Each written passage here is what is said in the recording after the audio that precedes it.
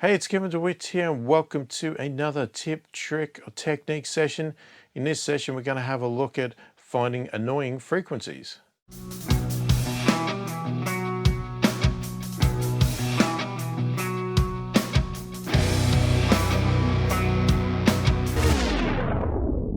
So firstly, if you are new to my channel, new to my videos, and you like what you see, please click the thumbs up, subscribe to the channel, click the notification bell to be notified of all my future videos. So finding annoying frequencies, very common technique we use in mixing. It's something we all do. We go through all the instruments, snares, whatever, go through our mix. Is there something there that's piercing our ears? Is there something there that's muddying our mix up? Is there something rumbling? Is there just some sort of honky sound that's annoying us? So I'm going to show you a pretty simple sweeping style technique to allow you to find these frequencies and hopefully reduce them or cut them out of your mix to make your mixes sound nice, clear, crisp, and without anything that's going to annoy the listeners. So let's get into it and I'll show you what it's all about. The best way to do it is obviously to first have a very good idea of what frequency range you think it is going to be in. And then the next way to do it is to do a sweep with your EQ. So the way I like to do this, and you need to be careful because you are going to hear annoying frequencies doing it this way. So you just need to make sure that what you're hearing are frequencies that annoy you when you're not boosting. So what we're going to do is we would boost, we'll do a narrow sort of Q, quite a high boost. And what we'll do is as our song is playing, we'll bring that up and then we'll just move it around and see if we can find the frequency. What we need to do though is we need to bring it down every now and then and have another listen to the original, because you need to make sure that you're finding the frequency that is annoying you when it is flat. Because as I said, you run an EQ across like this and you're going to find annoying frequencies everywhere because you're boosting them. And that's obvious. If you boost the frequency up here, it's going to sound annoying, but it may not be annoying when it's down here. And once we find a frequency and we think that's the right one, then what we do is we just basically reverse it and we bring it down and we cut it. And then we have a listen again and we go, okay, did that solve the problem? We can turn it on, we can turn it off, and keep checking and listening. Okay, there's the annoying frequency I'm hearing. Is it gone? Yes, it's gone. Okay, I found the right spot. And then you might say, I've got another annoying frequency. And you do the same process again. And this is my technique that I use for doing this. And what we want to do is, I like to cut most of my instrumentation first. So I like to go through and find anything that's annoying me, anything that's bugging me, anything that's muddy, etc., and do cuts, as opposed to just boosting everything. I'll do boosts later if I feel that I just need to brighten something up or add a bit of low end on it. But we want to do this cut here. So let's actually do it on a track and see what we hear. Now, I don't know if there's any annoying frequencies in this track, so let's give it a shot and see. So we're going to try it with an acoustic guitar first.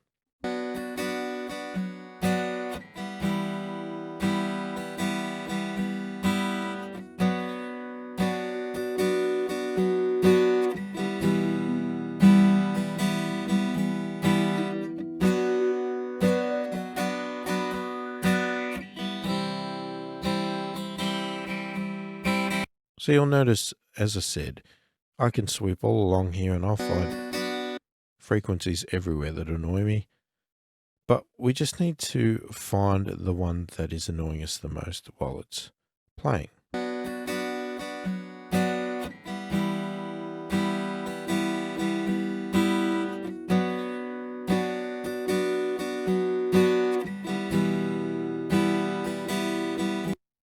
So I'm personally finding some frequencies around this spot here that are annoying. You'll sort of get to know what you think is annoying and that it's sort of resonating a bit. It's just hanging around a bit too long, a little bit too much there. So then what we do is we basically, like I said, we reverse it, we cut it. We may also widen the Q so it's not as drastic a peak cut, but it depends on what you're actually trying to do. If you're trying to get rid of a really specific frequency, then you would not do that. You would keep it sharp and a bit more drastic.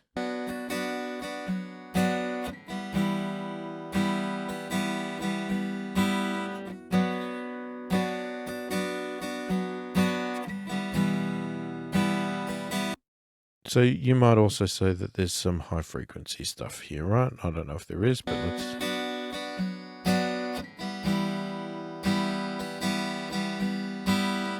let's just say that you're hearing this ringing sound at this sort of frequency range here.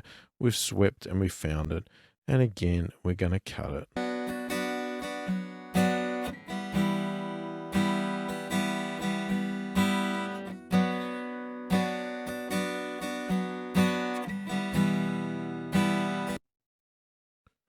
So let's try the same thing on a different instrument.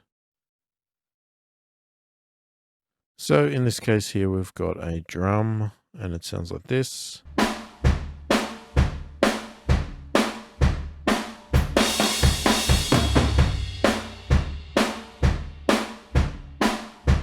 And maybe every time you hear that snare hit, there's a ringing sound that you're not quite happy with.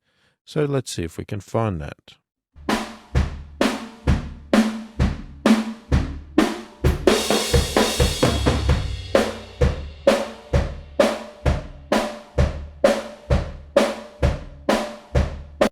So you might say that's the ringing spot there, that's annoying me. Let's cut that. Now the question is, did we get rid of it?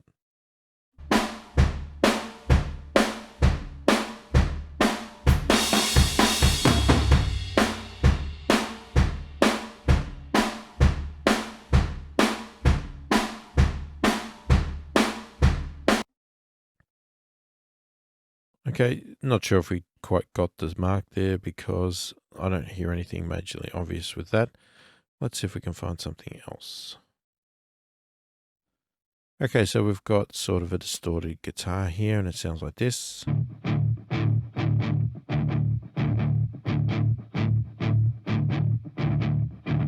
So in this case here, I might say, okay, it's a little bit muddy. There's a little bit of sort of resonance happening there in a muddy area that I'm not quite happy with, and I want to clean that up a little bit. Now you might think, okay, it's dark and muddy, I'm going to do a boost. First thing, like I said, I like to do is just sort of do a bit of a cut first before I do any boosts. See if I can clean out some of that annoying noise that we don't really want.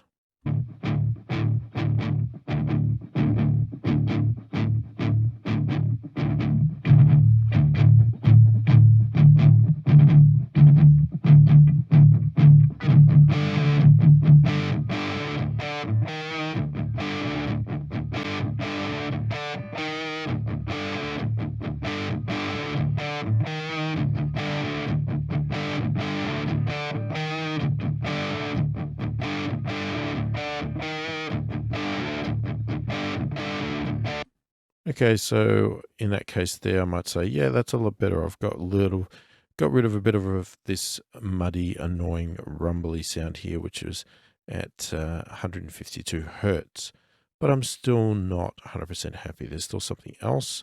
So I'm going to look again.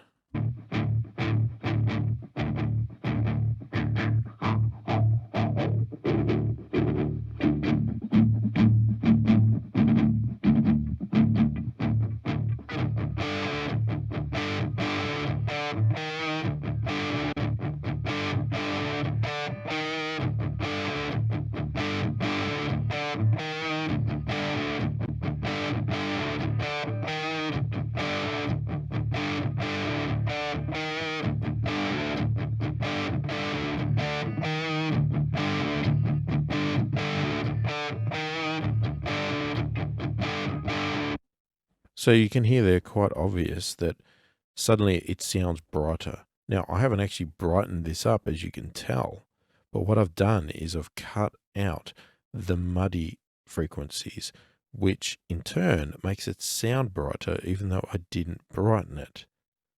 So let me bypass and unbypass. So when I do, this is bypassing both settings altogether, and then we can bring it back in.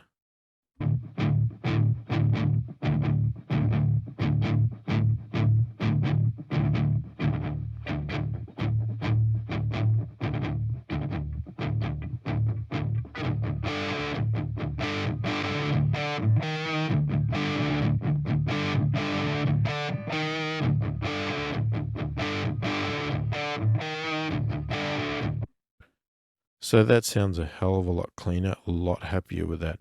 You might personally say that I've made the guitar sound a little bit thin, but you've got to keep it in context here. If we add this to the entire song in the mix, which is going to have kick drums, bass guitars, we don't always need every instrument to have all that low end.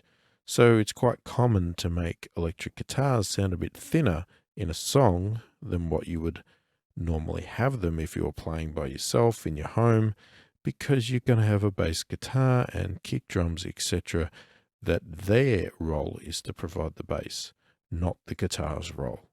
And if everything's providing the bass, then everything's going to clash, and you're just going to end up with a big, muddy, rumbly, bassy song that just does not sound good. So you need to clear the space out sometimes. And this is the technique that I use to find these annoying frequencies and to find the things that I feel need to be done. So as I said, fairly sharp Q, do a big boost, sweep around, listen for the frequencies. Don't just cut every frequency you hear when you're boosting. Make sure you only cut what was annoying you in the first place without the EQ on. It's critical, because otherwise, if you do 8 little cuts here, suddenly you're just going to lose your way. You're going to go way over the top, and maybe you should start again. So there you go. That is how I go about finding annoying frequencies in my mixes. Let me know what you think of it in the comments. If you have any questions around it, please feel free to put it in the comments. I love to help wherever I can. Again, if you like what you see here, please click the thumbs up, subscribe to the channel, click the notification bell to be notified of all my future videos. Hopefully the video has been helpful. I thank you for watching, and I'll catch you in the next one.